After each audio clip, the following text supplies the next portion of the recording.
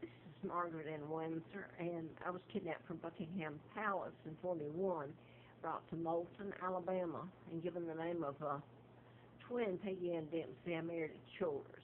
Both twins, Peggy and Carl, were murdered by their mother, who was unwed, and it was a pigsty and nothing short of a hellhole. I grew up having to use that name, being so abused. The point I want to make now, though, is in 76 I did a medical malpractice book, MD A License to Kill, and it was about mind control, modifying behavior, and how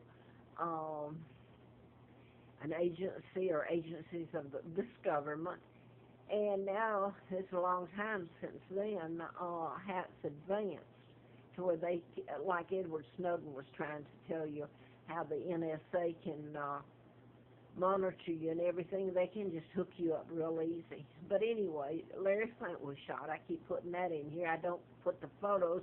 He did an article in Hustler magazine. He was April of 84 about me, and said I knew who was responsible for a shooting in Lawrenceville, Georgia.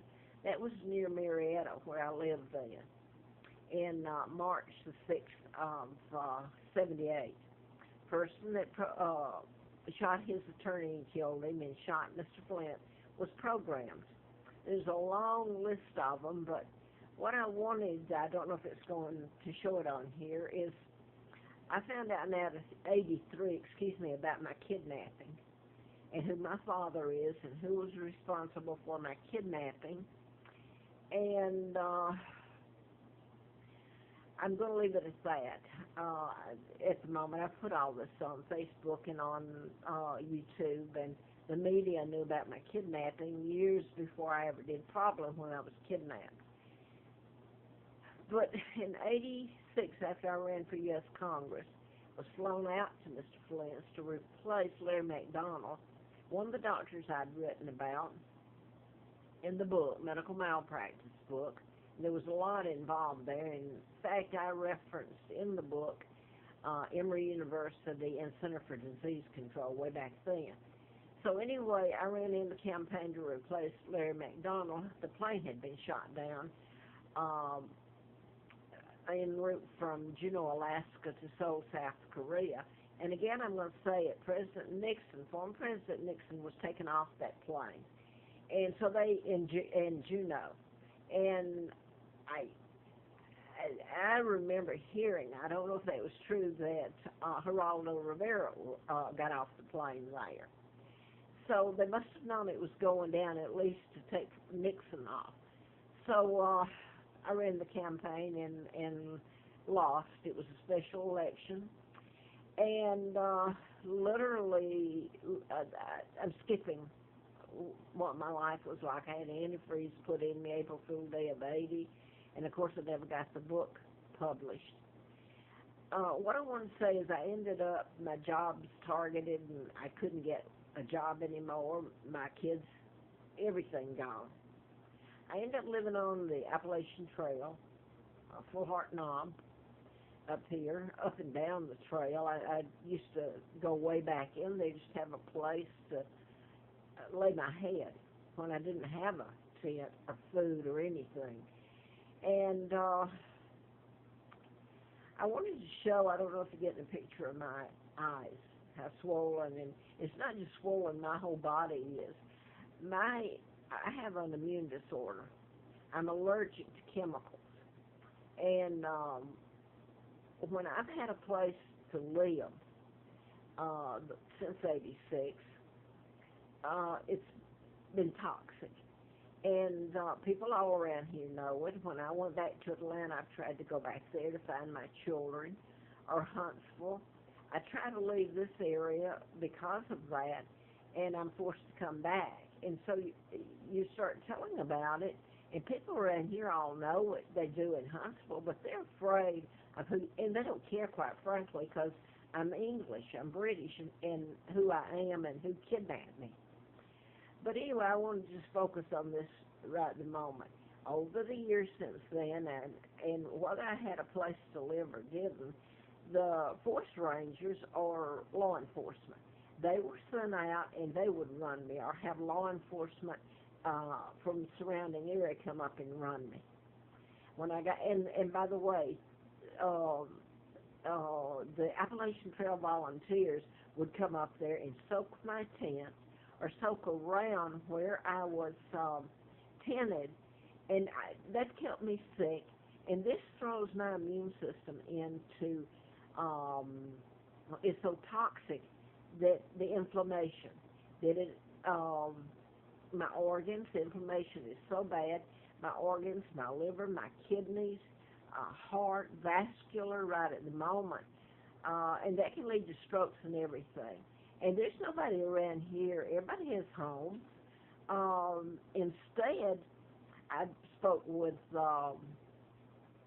he's a reporter, and I'm not going to mention his name anymore. He's had enough pain in his life. He's retired. He's FBI. But, I could at least talk to him and have a caring voice and someone who acknowledged and had so much information, but nobody would listen to him. Like, you can get to a plumber, you can get to, if you've got something on them, and this is what law enforcement did, because everybody's got something to hide. I guess I said that.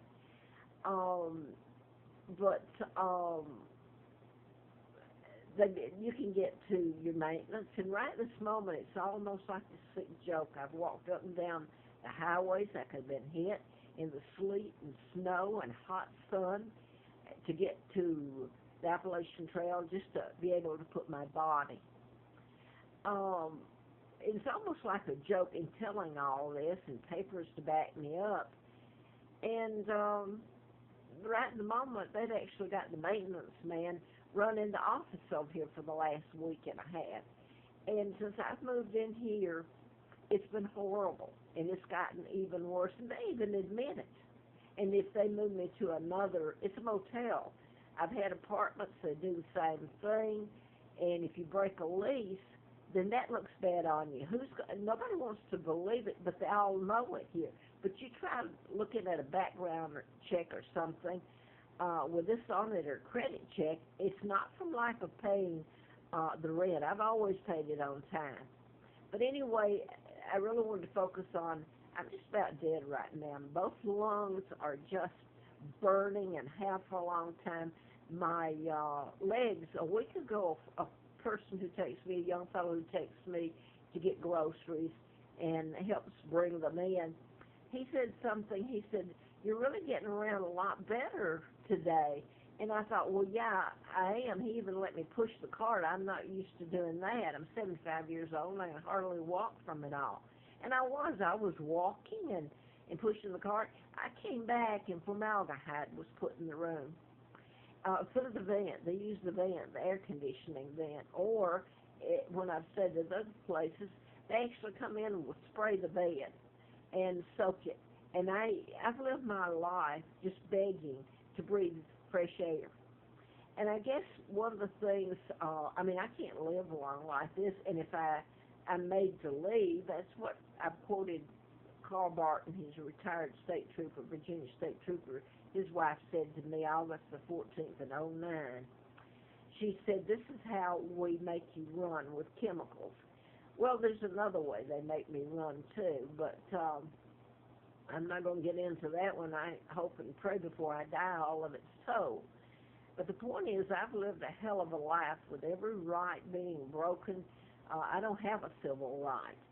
I did want to mention this, though. I wrote about, if I can get it on this tape, I wrote about mind control. That's invisible murder weapon. How do you prove it? Well, some of the murders that I've listed, like John Lennon, and there's a whole list of them, be shocking. But until the press that's owned by the people, or controlled in part at least by the Rockefellers and Rothschilds, the Illuminati, the Freemasons that kidnapped me, people aren't going to listen. And I quote again, an FBI agent said to me in '82, he pretended to be yawning in Atlanta when I got back over there and went to the office downtown. Again, I've been down to the FBI offices a lot in '79, but previously too. And he said to